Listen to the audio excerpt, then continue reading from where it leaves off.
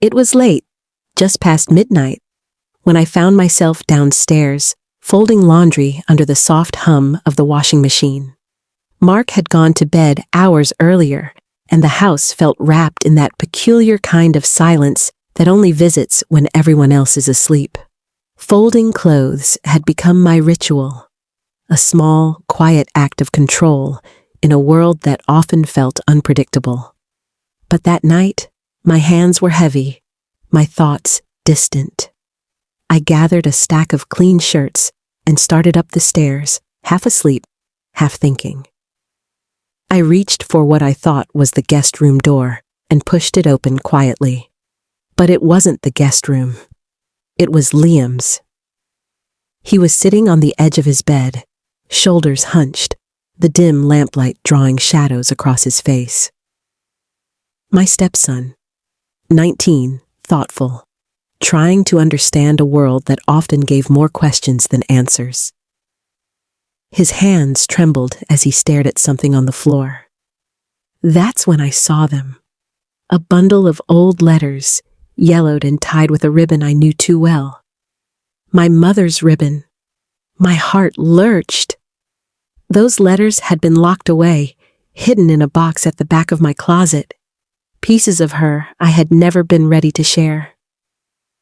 "What are you doing with those?" The words escaped me, sharp and trembling. Liam's head snapped up. His eyes, red from tears, widened. He scrambled to gather the papers, but I had already seen enough. "I didn't mean to," he said, voice cracking. I had to know." The silence that followed felt like a living thing, filling the room until I could hardly breathe. "Those weren't meant for you," I whispered, stepping closer. He looked away. "I know, but she wrote things. About you, about secrets she kept, about something she said you'd never forgive her for." My pulse pounded. My mother's secrets? My hands shook as I reached for the letters. "Give them to me," I said quietly. He hesitated. His expression was a mix of fear and confusion. "Please," he murmured. "Tell me what she meant." Something in me faltered. The walls I had built for years, walls made of silence, denial, and ritual, began to crack. My mother's handwriting on those pages, Liam's trembling voice, the stillness pressing in around us. It all felt like the past, clawing its way back to life. I sat beside him, lowering myself onto the edge of the bed. "Some truths," I said softly, "were buried for a reason." He nodded, though tears gathered again in his eyes. "I just wanted to understand," he whispered.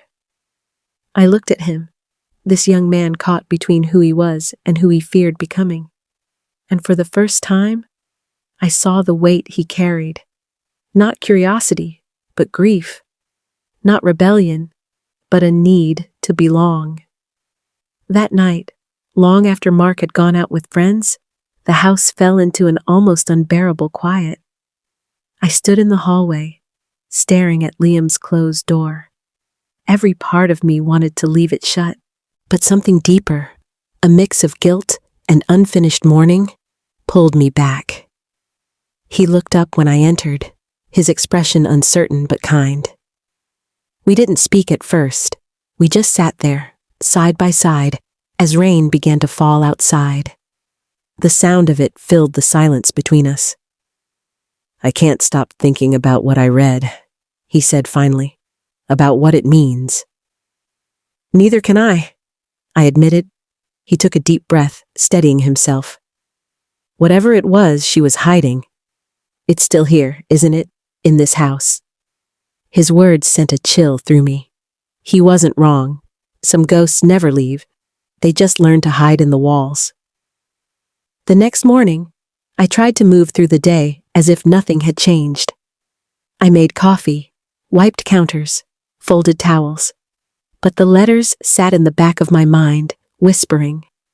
Mark kissed me goodbye, unaware of the storm quietly brewing beneath his own roof.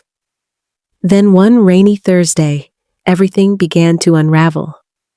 Mark came home early, drenched and tired, and caught me just as I stepped out of Liam's room, the box of letters clutched to my chest. "I was just checking on him," I stammered. He looked at me for a long time, too long, and then simply nodded, but I saw it in his eyes. Questions he didn't ask, suspicions he didn't voice. That night, I lay awake, listening to the rain and to the silence it couldn't quite cover. Liam grew distant after that. His messages grew shorter. "Maybe we should stop digging," he wrote once. "Maybe we should leave the past where it belongs." But I couldn't, because once you unearth the past, once you touch it, even by accident, it doesn't let you go. And in the quiet corners of that house, surrounded by the echoes of things unsaid, I realized something I should have known all along. Some secrets don't die with the people who keep them. They wait. And when they're found, they take everything with them.